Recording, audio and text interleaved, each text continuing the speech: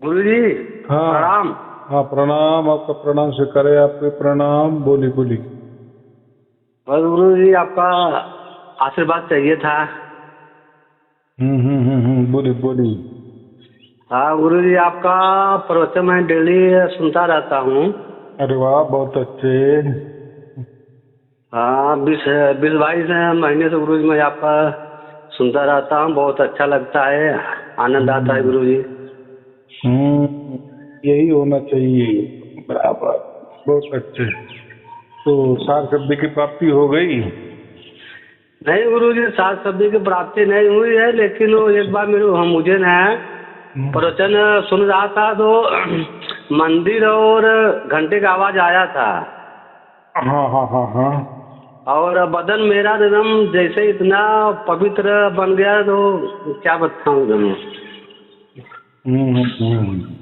ऐसा है हाँ कि और अभी ऐसा समझना कि उसकी शुरुआत हो गई।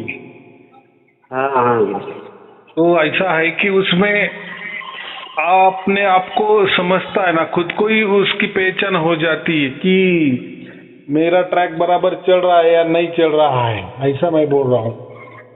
तो आपको क्या लग रहा है उस टाइम?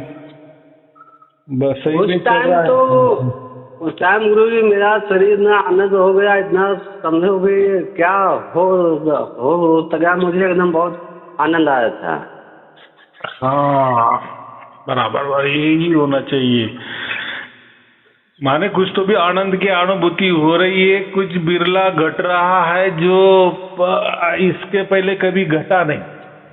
नहीं नहीं गुरु जी नहीं कहता। हाँ, उसको हम अनुभूति कहते हैं ना। नहीं तो बाकी अनुभव तो बहुत सारे हमारे जीवन में तो चलते ही है, वो कोई अलग बात नहीं है। लेकिन ये जो बात होती है ना, ये अलग थलग होती है।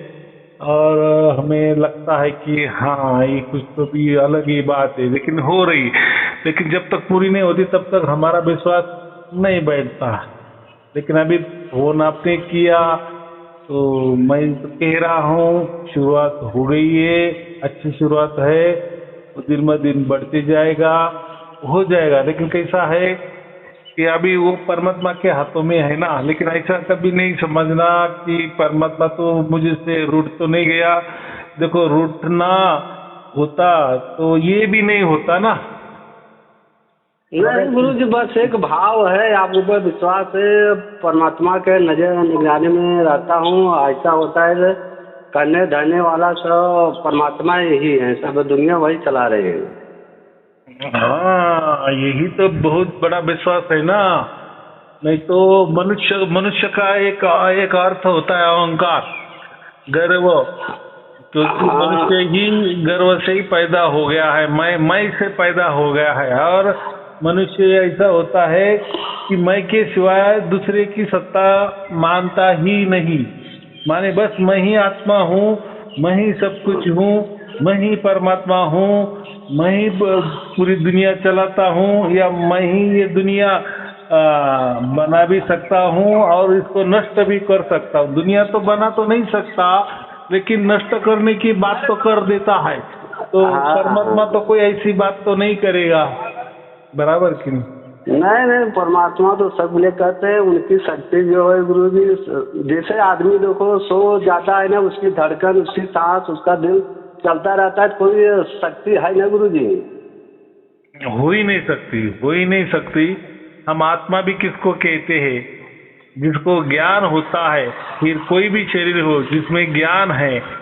अभी देखो, हाँ हमारा शरीर भी तैयार हुआ है ना। तो हाँ हम तो कहते हैं कि हमारे माता पिता से हमारा शरीर तैयार हुआ है, लेकिन वो भी झूठ बात है। तो वो तो एक प्रक्रिया है, लेकिन कोई भी शरीर नहीं बना सकता। ये शरीर का मामला इतना जटिल है, इतना जटिल है। हाँ। वो कैसा काम हो रहा है, वो अभी तक विज्ञान को भी पता नहीं चल रहा है। माने नहीं ऐसा वो समझो तो कि गुरु जी 30 दिखाता ही करते टक्का, हैं सर।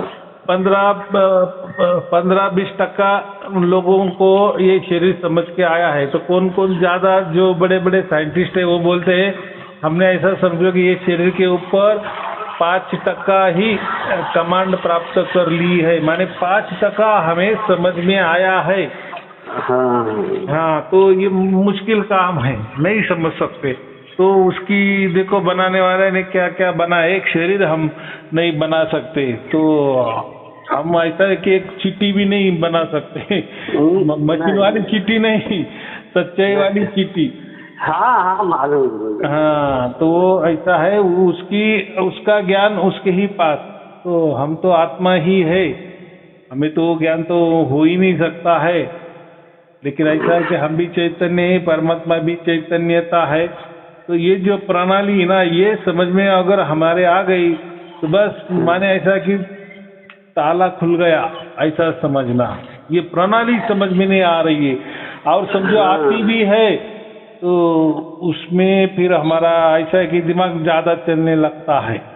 आती भी है तो हमारे संशय या हमारा पूर्व ग्रह दूषित ज्ञान वो सामने आ जाता है ना। वो बोलता है नहीं नहीं ऐसा नहीं, इसके लिए वो होता होगा, ऐसा ही होता होगा, वैसा ही होता होगा, उसने तो ऐसा कहा, इसने तो ऐसा कहा, मुझे तो ऐसा लगता है। जब तक ये अपने में उलझा हुआ रहता है ना, या दूसरों के ऊपर उलझा हुआ होता है ना, देखो दूसरा भी मनुष्य है, आप भी खुद एक मनुष्य है, तो ये लीला नहीं जान सकते परमात्मा की। बराबर? नहीं नहीं गुरु, परमात्मा का लीला भेद कोई न जाना है, न तो जान पाएगा। उनकी महिमा, उनकी लीला अपना पार अलग ही है। हाँ, तो मैं वही कह रहा हूँ ना कि जो लोग कहते हैं कि हमारा आत्मा ही परमात्मा का अंश है, या परमात्मा अंश माने पूरा की पूरा एक ही बात है। एक समंदर या सागर की बूंद, क्या वो बूंद में जो तत्व है वही समंदर में होते हैं। माने हम क्या कहते हैं कि समंदर का या सागर का वो अंश है, वो जो बूंद है ना, तो वैसे लोग बोलते हैं कि परमात्मा के भी हम अंश है। तो परमात्मा के अंश माने पूरा परमात्मा ही हो गया ना। वो माने जो परमात्मा कर सकता है ये फिर वो उसका अंश भी कर सकता है ना। तो परमात्मा का कोई अंश आत्मा नहीं होता। आत्मा ये अलग ही सत्ता है, परमात्मा ये अलग ही सत्ता है। दोनों का भी कारोबार अलग अलग है। तो ये प्रणाली समझ में आनी चाहिए। लोग क्या करते, गड़बड़ कर देते, मिक्सिंग कर देते हैं, आत्मा कोई परमात्मा, परमात्मा कोई आत्मा। और गुरु जी, मैं जैसे और गुरुओं को वाणी सुनता हूँ और मैं देखता हूँ, तो गुरु लोग अपने आप को जैसे परमात्मा तो समझने लगते हैं। जो करने वाला सब गुरु करते हैं, अपने आप को तो भगवान का समझ लेते हैं वो लोग। हाँ, ऐसा है ना कि वो जैसे हम कहते हैं ना, कोई झूठी बात अगर 100 बार रट ली तो झूठी बात भी सत्य लगने लगती है। अगर इन्होंने ही इनको परमात्मा को मालूम हो जाता या होता, प्रैक्टिकल में मालूमात तो आपको तो बहुत सारे ग्रंथों में मिल जाएगी, परमात्मा की मालूमात, आत्मा की मालूमात। लेकिन ये ऐसा है ना, वेदों में तो स्पष्ट लिखा है, लेकिन ये मानेंगे कभी भी जब आप दियो ना गुरु जी, मैं तीन या 4 बार पढ़ा हूँ। हाँ हाँ हाँ, सुबह सुबह गुरु, जैसे मैं नहा धो के ना आधा घंटा उसको पढ़ता हूँ सुबह सुबह में। हाँ हाँ हाँ हाँ। तो उसमें कबीर साहब ऐसा ऐसा वाणी, ऐसा ऐसा भेद लिखा है गुरु जी, वही आप भेद बताते हैं, बहुत अच्छा लगता है गुरु जी उसमें। बराबर कि नहीं? अभी वो असली कबीर बीजक है। अभी आप और गुरुओं का अगर उसके बारे में सुनते होंगे या कबीर जी के बारे में सुनते होंगे, तो इन्होंने कबीर जी को क्या क्या क्या बना दिए। बराबर? तो इसलिए ऐसा क्यों बताते, जो कबीर बीजक खुद उन्होंने बनाया है या कबीर बीजक उनके टाइम में हो गया है, उसमें उन्होंने बात नहीं कही खुद के बारे में। लेकिन अभी वाले ये कलयुग वाले, ये समझो ये 500-600 बरस के बाद वाले, ये हम आदमी मनुष्य कैसे समझ ले रहे। तो ऐसा है, पहली बात इनको एक तो ये ओरिजिनल कबीर बीजक उनके पास नहीं है। बराबर? और जो उनके पास है तो उन्होंने, उनके गुरु ने, किसी ने तो भी बनाया होगा। तो अपनी बात उसमें, अपनी फायदे की बात या उनको जितना समझ में आया वही बात उसमें उन्होंने लिखा दी, और फिर वही रटवाते हैं, लोगों को भी रटवाते हैं। अगर सही में ओरिजिनल उनके पास ये कबीर बीजक होता तो ये कभी कबीर साहब को परमात्मा नहीं मानते ना। अभी आप तो पढ़ रहे हो, उसमें कितनी बार बोला कि मैं लोगों को साहब के पास लेके जाऊं, साहब को बात बताऊं, साहब का काम करूं। तो साहब किसको कह रहे हैं? परमात्मा को ही कह रहे हैं ना। परमात्मा को, हाँ, परमात्मा जो अविनाशी राम है। हाँ, बराबर की अविनाशी राम गुरु सब वही है, सब बोले। और कितनी बार कहे कि मैं वो निर्गुण निराकार और सगुण साकार, ये दोनों के परे जो राम है, मैं उस साहब के पास लोगों को लेके जा रहा हूँ, साहब के मुख के सामने लेके जा रहा हूँ। तो माने इससे पता चलता है ना। तो अगर पता चलता है कि जितना वो तो पढ़ा था, मेरे को अनुभव हुआ तो दुनिया गुरु जी ये मेरे को बहुत अच्छा नहीं लगता था। अच्छा मतलब होता था ये तो सब नासमान है। हाँ, मुझे इतना ही कहना है कि जो कबीर साहब खुद ने कभी खुद को परमात्मा नहीं कहे, लेकिन ये लोग कह रहे हैं और कबीर साहब को फिर झूठा साबित कर रहे हैं ना। ऐसा हो गया ना। जो कबीर साहब सत्य की बातें करते हैं, परमात्मा की बातें करते हैं, राम नाम की बातें करते हैं, तो ये लोगों ने कबीर साहब को परमात्मा बना दिए। फिर उसके ऊपर बहुत सारे गुरुगद्दी निकल गई, संस्था निकल गई, पंथ निकल गए।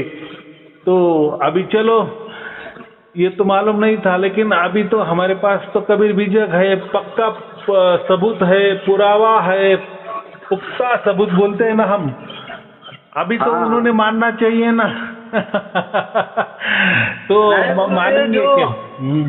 सार शब्द गुरु जी हमें नहीं मालूम था। ऐसा एक दिन आपको वीडियो में देखा, ऐसा देखते देखते तो मुझे तो मालूम पड़ा है।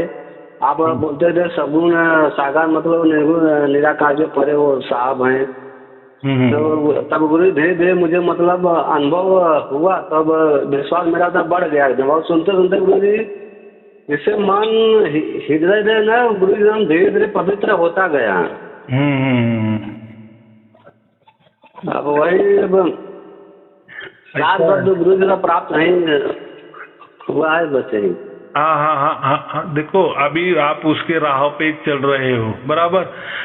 बहुत सारे लोग चल रहे थे, वो पहुंच गए, माने उनको मिल गया। आप तो अभी आप राही हो, आप चल रहे हो, तो आपको मार्ग तो मिल गया, ये महत्वपूर्ण है। जिस मार्ग से सब लोग गए उनको मिला है, वही मार्ग आपने चुना है, तो एक न एक दिन वो भी कृपा हो जाएगी। लेकिन ऐसा है, कृपा तो खुद परमात्मा करता है, परमात्मा तो सब देख रहा है, लेकिन हमारा कोई लेना देना या कोई संशय होते हैं जो हमें नहीं समझते, वो हमें नहीं समझते। लेकिन वो ऐसा है ना कि हमारा पूरा जीवन ये गुरु लोगों के इसमें गया है, तो उन्होंने कोई ठस ठस के ज्ञान भरा है, कब भर दिया है, वो बीच में ऐसा है कि अटक गया है, तो वो भी निकलने में थोड़ा टाइम लगता है। नहीं गुरु जी, एक बार मैं निरंकारी मिशन से ज्ञान लिया था ना। हाँ। उसमें गुरु जी मैं आता जाता था, मेरे को उसमें अच्छा ही नहीं लगा। उसमें क्या है ना बताते थे, सबसे बड़ा गुरु ही है, गुरु को मानो। अरे मैं बोलता करता रहता, परमेश्वर परमात्मा है, सब उनके हुक्म से दुनिया चलती है। और आप बोल रहे सबसे बड़ा गुरु को मानो, गुरु को पूजा करो। मुझे गुरु उसमें अच्छा लगा ही नहीं, मैं जाना ही बंद कर दिया। ऐसा है कि उन्होंने बात बराबर की, लेकिन बात घुमा दी। देखो, परमात्मा भी एक सबसे बड़ा तो गुरु है कि नहीं, उससे तो पूरी प्रकृति चल रही है, पूरे ब्रह्मांड चल रहे, पूरा संसार चल रहा है, सब कुछ। तो वो कितना बड़ा गुरु होगा, बराबर कि नहीं? तो हम तो उनको ही गुरु मानते, लेकिन वो क्या करते हैं, ऐसे बोलते और वो जो गुरु है ना, सर्वोच्च गुरु परमात्मा, वो मनुष्य में लाके रुक जाते हैं। माने मनुष्य में उतार देते हैं, सब गड़बड़ कर देते हैं। भाई मनुष्य है, परमात्मा है। तो और गुरु जी आपका परदेश सुनता, आप बोलते हैं नहीं, सबसे बड़ा गुरु है परम पिता परमेश्वर परमात्मा है, वही सबसे बड़ा। एकदम बराबर है। ऐसा गुरु ग्रंथ साहिब में भी कहा है और कबीर विजय में भी कहा है, वही गुरु है, उनको उसको विदेही गुरु कहा है, बराबर। हाँ विदेही। तो ये रटते भी है, बोलते भी है, लेकिन प्रैक्टिकल में तो देह में ही लाते हैं ना। हाँ वो जो परमात्मा गुरु जी आप बताते हैं उनका कोई रूप कोई वो नहीं है, वो मतलब सर्वशक्तिमान है, सब जगह है, उनका कोई रूप मिला कोई है ही नहीं। तो ऐसा है कि हाँ बोलो बोलो। हाँ गुरु जी, लेकिन मुझे जैसे परमात्मा मतलब गुरु जी अनुभव हुआ है, मैं भी गुरु बहुत दुख में संकट में गुजरा हूँ। मतलब आत्मा परमात्मा से ज्ञान मतलब अनुभव तो होता है कि परमात्मा का ऐसा होता है। देखो दुनिया यहाँ के जो लोग हैं ना अपने कर्म से, अपने बोली वचन से, अपने सोच से ना दुख पाते हैं। हाँ, और भगवान अपने तरफ दुख नहीं देते हैं, आदमी अपने कर्म से मतलब दुख पाते हैं सब। अभी ऐसा है, ये तो दोहे भी रटवाते हैं लोगों से कि एक म्यान में दो तलवारें नहीं रह सकती। तो एक तो ये क्या करते हैं, दोहे भी बोलते हैं, लोगों को प्रवचन भी देते हैं, बराबर भी देते हैं, लेकिन गलत कर देते हैं, या एक तो सामने वाले लोगों को समझ में नहीं आता है। एक म्यान में दो तलवार, ऐसा समझो कि ये हमारी शरीर है, बराबर, एक म्यान है और ये उसमें पहला ही आत्मा बैठा हुआ है, बराबर। तो ये क्या कहते हैं कि वहाँ परमात्मा आ ही नहीं सकता, बराबर। एक तो परमात्मा आएगा तो हमारा आत्मा फिर चला जाएगा, माने एक म्यान में दो तलवार नहीं, तो वैसा नहीं होता। तो हमारा जो आत्मा का फॉर्म है, माने आत्मा जिस ढंग का है, जिस स्वरूप का है, तो हम हमारा आत्मा का स्वरूप क्या समझते, अनुस्वरूप समझते हैं ना। अनु जैसा छोटा होता है, कितना सूक्ष्म होता है, तो वो अणु को देखने के लिए भी बहुत बढ़िया मशीन लगती है, माइक्रोस्कोप लगता है, तभी वो अणु दिखता है, नहीं तो वो भी देखने की सर्वमान्य तो चीज नहीं है। और वो भी जो माइक्रोस्कोप टेलीस्कोप जो है ना, तो वो भी ऐसा कहते हैं कि दुनिया में एक ही जगह है, या ऐसे भी अभी कंपनियां निकल गया है कि तो उसकी 25 करोड़ रुपए कीमत है, तभी वो 25 करोड़ का माइक्रोस्कोप अगर ले लिए तो उसमें हम अणु को देख सकते हैं। क्या अणु को देख सकते हैं, लेकिन अणु ये जड़ है इसलिए दिख रहा है, लेकिन जो आत्मा है ना वो चैतन्य स्वरूप है, तो वो तो कोई जड़ वस्तु नहीं है ना। तो वो माइक्रोस्कोप के नीचे आ जाएगी, हाँ ये देखो अणु से भी और एक छोटा, ये जो बाजू में है ना, ये हमारा आत्मा है, तो वो तो उसका फॉर्म ऐसा नहीं है ना। तो ये क्या कहते हैं, अगर हमारे शरीर में आत्मा है तो परमात्मा कैसा घुस सकता है? एक तो आत्मा ही रहेगा, नहीं तो एक तो परमात्मा ही रहेगा, नहीं तो एक आत्मा बाहर होगा और परमात्मा अंदर घुसेगा, या परमात्मा बाहर निकालेगा तब आत्मा। तो एक म्यान में दो तलवार नहीं है, तो ऐसी बात नहीं होती है। देखो हमारा जो आत्मा है ये अनुस्वरूप है, बराबर, और जो परमात्मा है ये विभू स्वरूप है। विभू माने सर्वत्र, सर्वत्र माने फिर हमारे अंदर भी आ गया ना वो।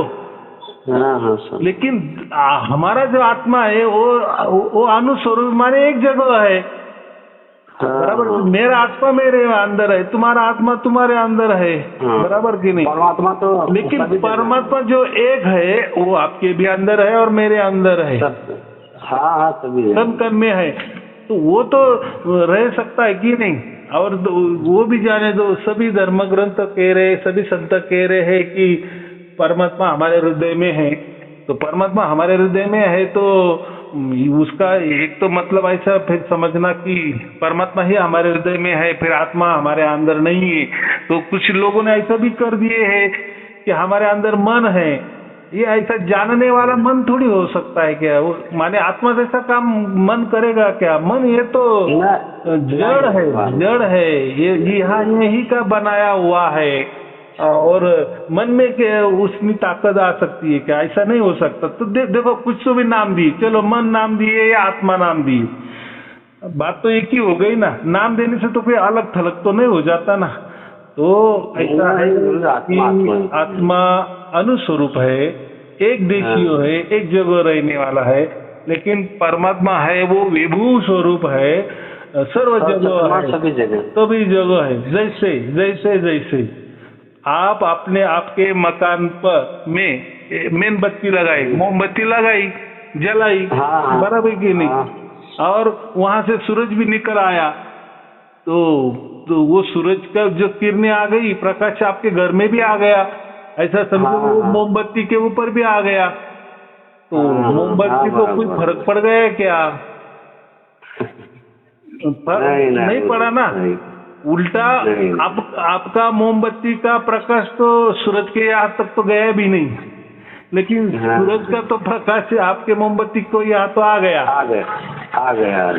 तो ऐसा है कि हमारा आत्मा एक मोमबत्ती है, माने मोमबत्ती जैसा एक प्रकाश है छोटा सा, और जो बाहर से आया है वो सूरज वाला प्रकाश, उसको परमात्मा वाला। तो मोमबत्ती वाला प्रकाश भी माने मोमबत्ती भी जल रही है, उसका भी जो कुछ प्रकाश होगा सूक्ष्म वो भी है, और उसके ऊपर धूप भी आ गई है, माने सूरज का प्रकाश भी पड़ा है। तो दोनों भी रह रहे हैं ना बराबर, लेकिन दोनों का अर्थ अलग अलग है, दोनों का कार्य अलग अलग है। सूरज का कार्य अलग है, सूरज सभी उसी टाइम सभी जगह है, लेकिन आपकी जो मोमबत्ती का प्रकाश है वो बस उसी जगह है, उसी जगह बस उतने तक सीमित है गुरु। हाँ, कितनी सहज बात है ये। तो दोनों भी रह रहे, हमारे अंदर आत्मा भी है और परमात्मा भी है, लेकिन परमात्मा है उसका मतलब एक ही वो परमात्मा है, और हमारे आत्मा के बाजू में चिपका है, ऐसा नहीं है। तो सूरज की जगह है, लेकिन उसका प्रकाश हमारे मकान में आ गया है और वो मोमबत्ती के ऊपर भी आ गया है। तो कोई दोनों में डिस्टर्ब नहीं है, बराबर कोई डिस्टर्ब ये हमारे मोमबत्ती को नहीं पड़ रहा है, क्योंकि उसकी बनावट वैसी है, उसकी कैपेसिटी उतनी है, उसकी सीमा है, बराबर कि नहीं। और सूरज की सीमा अलग है ना, दोनों में अलग फर्क है कि नहीं? अंतर है, बहुत अंतर है कि तो ऐसी ही बात है। तो ये समझते नहीं है। तो कुछ लोग तो आत्मा को ही मानते नहीं कि वो हमारे अंदर नहीं, वो बाहर है, बाहर से हमारे शरीर को संचालन करता है, देखो रिमोट कंट्रोल जैसा।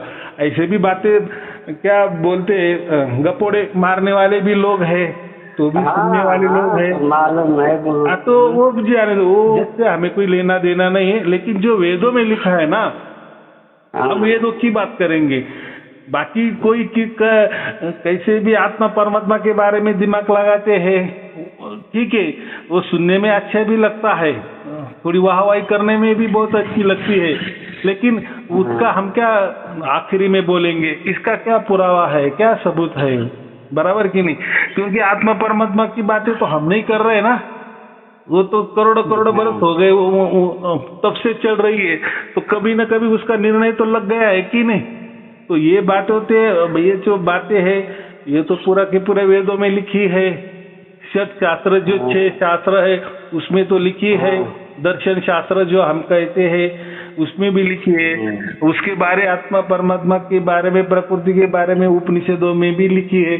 तो ये नई बात नहीं है, बराबर इसके ऊपर। और ये आजकल के कोई भी आ जाते हैं, खड़े हो जाते हैं और आत्मा परमात्मा की बातें करने लगते हैं। तो कोई बोलता है आत्मा ऊपर है, यहाँ है, हमारे अंदर कुछ नहीं है, हमारे अंदर सिर्फ मन है। अभी गप्पड़े मारने में क्या है भाई, तू उसका पुरावा देना, तू प्रूफ करके दिखाना, बराबर की नहीं? तो वो तो नहीं देते, वो तो नहीं समझाते। तो ऐसा है मान का वो सब ऐसा उल्टा पुल्टा बोलते रहते हैं सब। हाँ, तो ऐसा है कि ये भेद बोलने में भी थोड़ी ताकत चाहिए, बराबर कि नहीं? हाँ, तो हम भी बोलते हैं, हम तो लोगों को वो भेद तो खुला कर देते हैं। तो विचार करो, हम जो भी बोलते हैं, जो भी उदाहरण देते हैं, दृष्टांत देते हैं, तो उसके ऊपर आप विचार करो।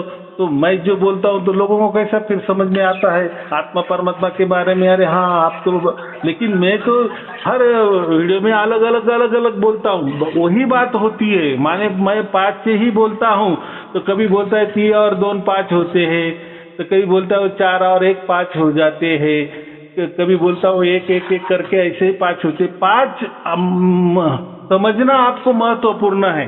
तो वैसा ही आपको आत्मा परमात्मा प्रकृति ये समझना महत्वपूर्ण है। वो एक बार आपको पूरी तरह से समझ में आ गया ना, तो बस बात क्या हो गई, ये तो ज्ञान होता है। यही ज्ञान परमात्मा तो सब देख रहा है ना कि हाँ अभी इसको सब कुछ समझ में आ गया, लेकिन हम भी कंफ्यूज में है, तो लोगों को भी कंफ्यूज में डाल देते हैं। अभी लोगों देखो सामने वाले तो उनको तो कोई ज्ञान नहीं होता, देखो उनको अगर ज्ञान होता तो वो आपके सामने आते ही नहीं। सबसे महत्वपूर्ण बात, क्यों आएंगे? क्या क्या हमारा दिमाग घुस गया? हमको सब मालूम है, हम क्यों आएंगे? लेकिन अगर आपके सामने वो जो लाखों की तादाद में लोग आ रहे, तो वो सचमुच में अज्ञानी है, अनपढ़ है, वो जानना चाह रहे हैं। और आपने उनको बुलाया है, अलग अलग मार्ग से बुलाया है, टीवी में शो करते हो, कार्यक्रम करते हो, पुस्तकें बांटते हो, उसी द्वारा आप समझाते हो, आ जाओ हम आपको परमात्मा समझा देते हैं, आत्मा समझा देते हैं, हमारे पास मंत्र है, तंत्र है, इसका सवाल का जवाब है, उसका सवाल का जवाब है। लेकिन आखिरी में लोग जाने के बाद क्या हो जाता है, पहले आपको बांध देते हैं, कोई झंडा डाल देते हैं, हाँ घंटी माला डाल करके आपको पूरा पक्का आपका फोन बिन क्या कहाँ रहते हो, क्या करते हो, सब आपको पहले बांध देते हो। और फिर बाद में पता चलता है कि ये कोई तुम्हें मंत्र तंत्र दे देते हैं, बाद में कोई दूसरा मंत्र देते हैं, कोई बाद में तीसरा मंत्र देते हैं, कभी ध्यान करने को बोलते हैं, कभी बंधने लगा देते हैं, और फिर बाद में कोई साधना देते हैं, कोई पाठ पाठांतर देते हैं, कोई भक्ति दे देते हैं, आरती पूजा करने को कहते हैं।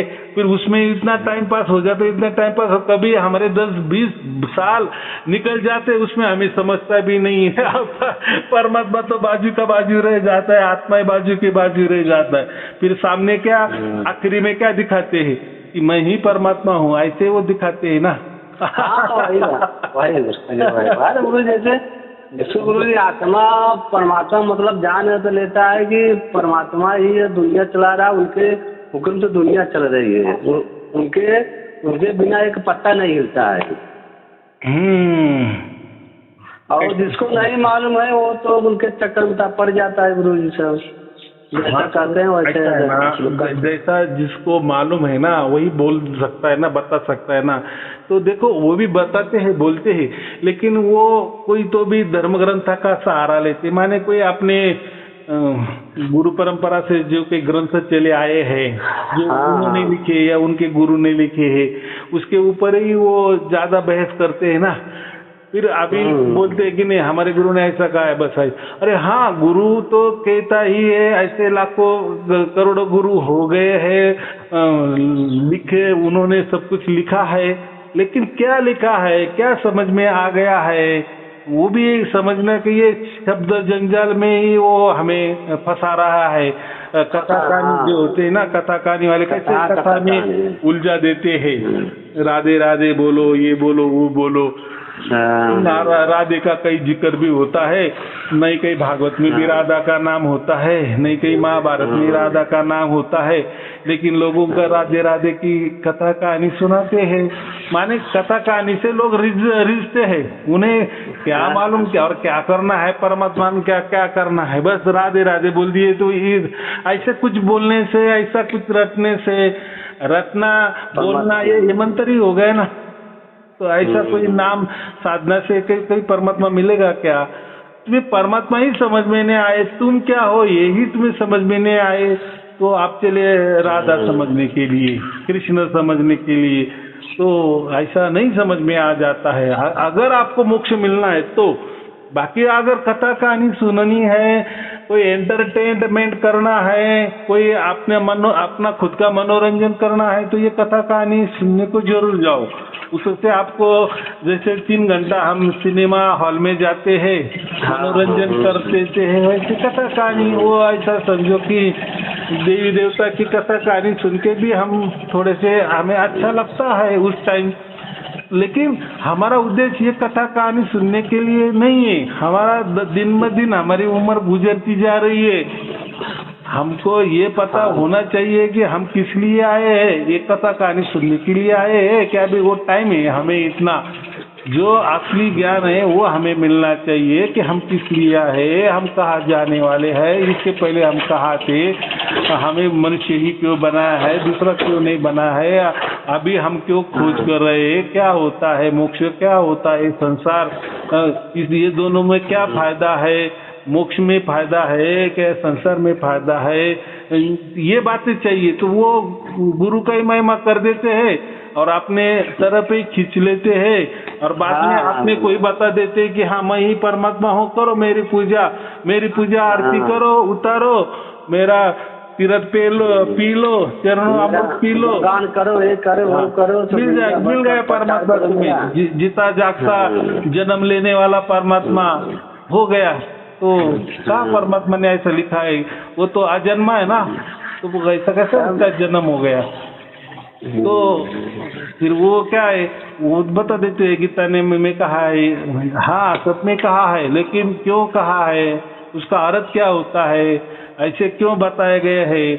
तो जैसे श्री कृष्ण जी भी अपने मुख से कभी कभी परमात्मा की भूमिका में आ जाते हैं, वैसे कबीर जी भी कभी कभी आ जाते हैं, लेकिन कभी कभी आ जाते हैं, बराबर की नहीं। गुरु जी कबीर साहब का जो बाणी है गुरु, मैं बचपन से लेके मुझे तब इतना उनके बाणी का बुक को मुझे नहीं मालूम, लेकिन उनका जो बाणी बोलता था, मैं देखता था ना, इतना मुझे अच्छा तो लगता था कि वो समझो परमात्मा से तो कनेक्शन कर लिए थे।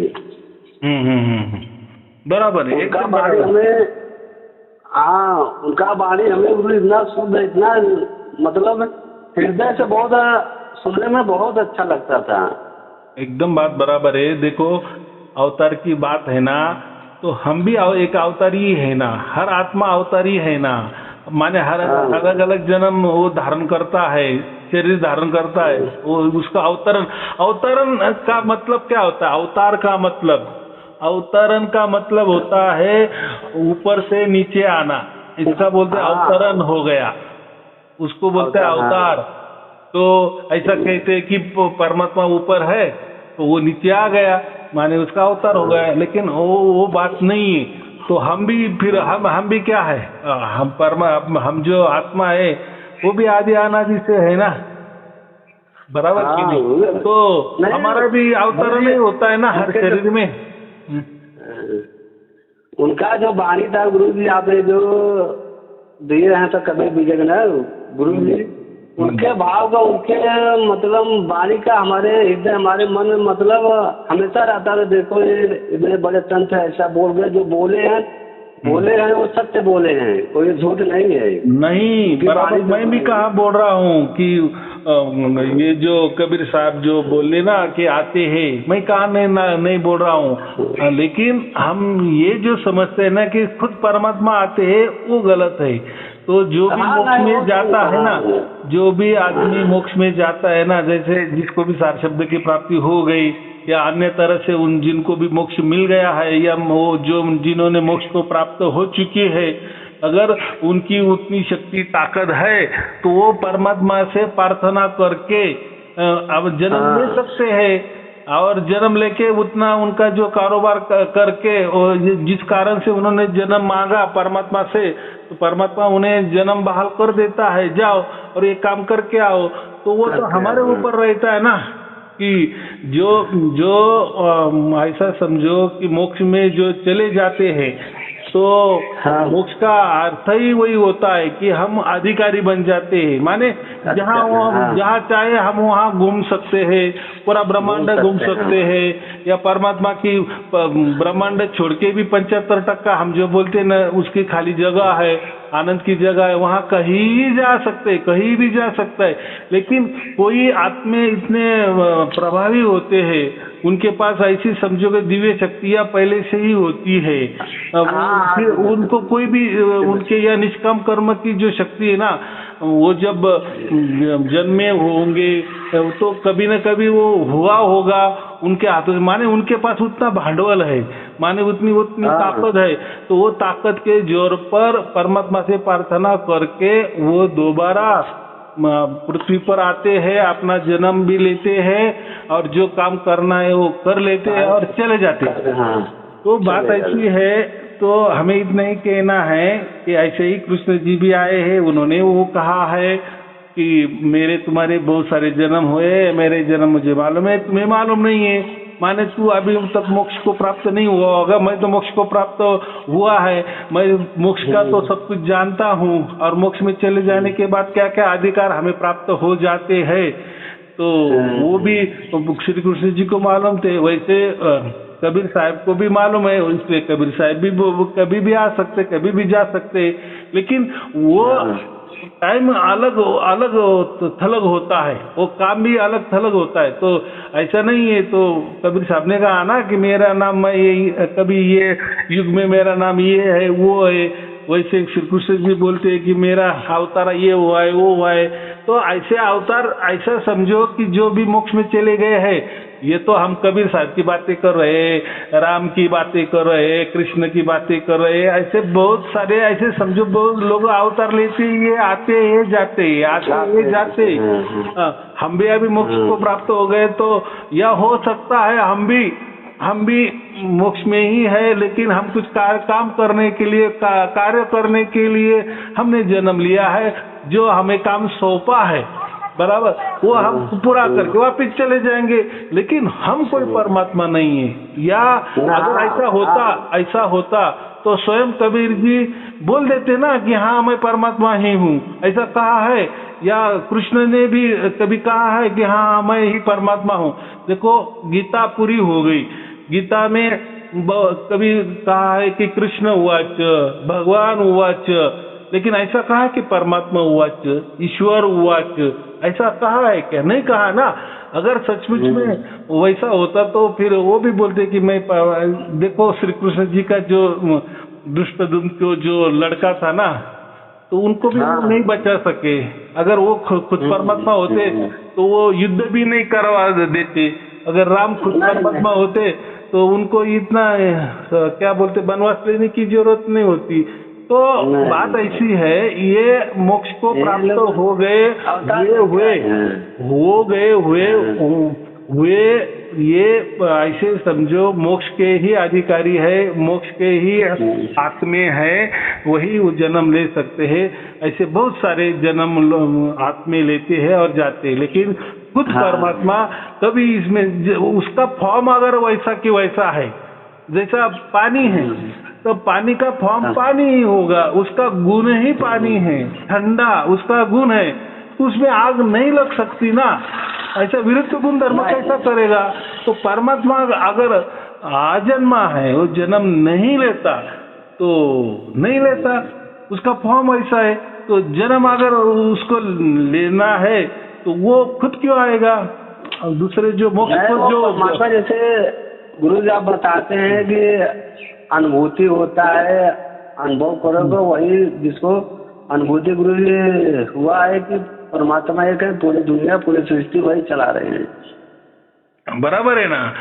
मैंने क्या कहा कि जो मोमबत्ती होती ना, सूर्य के प्रकाश में वो मोमबत्ती जल रही है, तो मोमबत्ती के अगल बगल ही प्रकाश है, सूरज का प्रकाश है, लेकिन वो मोमबत्ती का ज्ञान उतना नहीं है कि मेरे पास है। लेकिन जब ज्ञान हो जाता है, वो भेद पता चलता है, तो फिर मोमबत्ती बोलती है कि अरे मेरे तो अगल बगल, मैं तो पूरी वो सूरज के प्रकाश में ही डूबी हुई हूँ। ये तब हो जाता है ज्ञान। तो ऐसा है, परमात्मा तो कण कण में है, सब में व्याप्त है ना। लेकिन जब तक ज्ञान नहीं होता, लेकिन जब ज्ञान हो जाता है ना, तो पहली बात तो परमात्मा को ही समझ में आ जाता है ना, क्योंकि ज्ञान देने वाला कौन है? परमात्मा ही है ना। परमात्मा की अनुभूति कौन देगा? परमात्मा ही देगा ना। परमात्मा ही देगा। अगर आत्मा की उतनी कैपेसिटी होती, परमात्मा को पहचानने की कैपेसिटी होती, तो वो तो कब का फिर चुका होता, माने उसके कैपेसिटी से वो पहले ही पहचान लेता, तो फिर वो जन्म मरण के चक्कर नहीं होते, सब मोक्ष में चले जाते। बस एक कोई गुरु ने फोन उठाया या माइक उठाया और सबको बोल दिए कि तुम्हारे बाजू में ही परमात्मा है, तुम आत्मा हो, बस हो गया मोक्ष तुम्हारा। ऐसा ज्ञान देखो, हमें तो ये ज्ञान भी मिलता है, और जब ज्ञान हो जाता है ना, उसके बाद वो सार शब्द की प्राप्ति हो जाती है। अभी समझो वो मोमबत्ती है, अभी उसको तो पता चला कि लोग कहते हैं कि मेरे आजू बाजू सूरज का प्रकाश है, चलो मुझे तो नहीं उसका ज्ञान हो रहा है, लेकिन है ऐसे बोल रहे हैं। लेकिन जब सूरज का प्रकाश ने ही उस मोमबत्ती को ज्ञान दे दिए कि हाँ मैं तेरे आजू बाजू हूँ, तो वो उसको समझ में जल्दी आ जाएगा ना। अगर खुद को ही मालूम होता, अगर ऐसा समझो जन्मतः उसको अगर मालूम है कि मेरे आजू बाजू परमात्मा है, तो फिर परमात्मा की खोजबीन करने की कोई जरूरत ही नहीं, दुख में रहने की कोई जरूरत ही नहीं है। फिर उसको तो मालूम है कि मैं तो ऐसे परमात्मा से चिपकी हुई हूँ, तो फिर दुख का क्या काम है? हमारा आत्मा अगर परमात्मा से चिपका हुआ है, तो फिर अभी दुख क्यों मिल रहे? तो या फिर परमात्मा क्यों तमाशा देख रहा है? तो परमात्मा झटक से हमें क्यों नहीं बोल रहा है? अगर ऐसे झटक से होता तो कोई जन्म नहीं होता, कोई नहीं, सब मोक्ष में चले जाते, कोई संसार भी नहीं होता, ना कोई सृष्टि होती, ऐसा नहीं होता। वो एक प्रणाली होती है, उसके हिसाब से ही बराबर सब चल रहा है। करोड़ों बरस से चल रहा है, आगे भी करोड़ों बरस से ऐसा ही चलने वाला है। ये तो समझना है, इसलिए तो बुद्धि दे दी है, वो बुद्धि का वापर हमें करना है, बराबर। हाँ गुरु जी। अच्छा गुरु जी, मैं जैसे स्नान के बाद कभी भी जब पढ़ता हूँ, ठीक है गुरु जी, नहाने के बाद कभी भी जब मैं आधा घंटा पढ़ता हूँ। हाँ हाँ, बहुत अच्छे। हाँ, और अच्छा गुरु जी, पूनम जो आप रखे हैं गुरु जी, तो गुरु पूर्णिमा, हाँ हाँ गुरु पूर्णिमा, तो उसमें गुरु जी आ सकते हैं ना? आ सकते हो, आप तो रजिस्टर हो गए ना, आपको वैसा मैसेज आ गया ना कि आप रजिस्टर हो चुके हो, तो आप तो आ सकते, आपका तो अधिकार है। रसीद गुरु जी मिला नहीं अभी, मतलब वो व्हाट्सएप नहीं आया है। जब आपके व्हाट्सएप में आपको आना है ना, तो उसमें लिख दो कि हम आने वाले, अभी आपका आ रहे थे वो मुंबई रहता हूँ। हाँ ठीक है ना, तो फिर 8 दिन में भी आप पहले आपको पता चल गया, तो आप कभी पुनः आ सकते हो, तो उसी टाइम आपको बता दिया जाएगा।